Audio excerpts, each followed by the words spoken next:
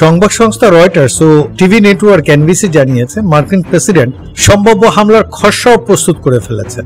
সপ্তাহ দুয়েক আগে যুক্তরাষ্ট্রের সম্প্রচার টেলিভিশন নেটওয়ার্ক এনবিসি জানিয়েছিল মেক্সিকোতে যে কোনো সময় হামলা চালাবে যুক্তরাষ্ট্র। গণমাধ্যমটি হোয়াইট হাউসের ভূ অভিযানের প্রস্তুতির কথাও জানিয়েছিল।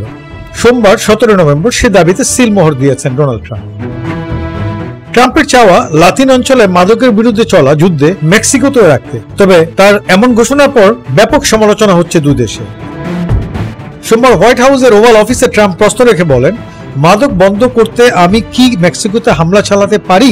পরে নিজে উত্তর দেন, আমার মনে হয় চালাতেই পারি। মেক্সিকোর সঙ্গে কথা বলেছি, তারা জানে আমি কি চাই। ট্রাম্প এই সময় বলেন, আমরা মাদকে হাজারো মানুষের জীবন হারাচ্ছি, পানি পথ বন্ধ করেছি, কিন্তু আমরা প্রতিটি রুট জানি। সপ্তাহখানেক আগেও ট্রাম্প এমন ইঙ্গিত দিয়েছিলেন, সবগুলো মাদকের রুট জানি, প্রতিটা ড্রাগ লর্ডের ঠিকানা জানি, তাদের বাড়ির সামনে দরজা পর্যন্ত জানি, সবার সম্পর্কে সবকিছুই জানি।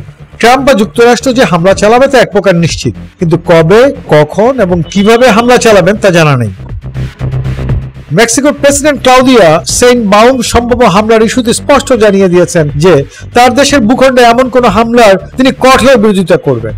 কাতার ভিত্তিক গণমাধ্যম আল জাজিরাকে অস্ট্রেলিয়ার মেলবোর্ন বিশ্ববিদ্যালয়ের লাতিন আমেরিকা বিষয়ক সহযোগী অধ্যাপক জেফ গারমেনি বলেছেন, মেক্সিকো সিটির এই আপত্তি হয়তো গুরুত্ব নাও পেতে পারে, তবে আইনি কিছু বাধা সামনে আসতে পারে যুক্তরাষ্ট্রের সামনে।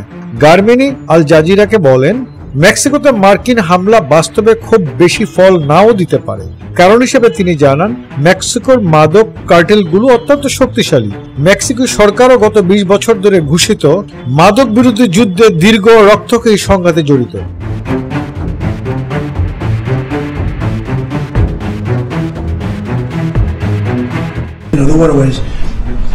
And you know why, okay? I mean, it's pretty obvious. Would I do that on the land cars? I would absolutely.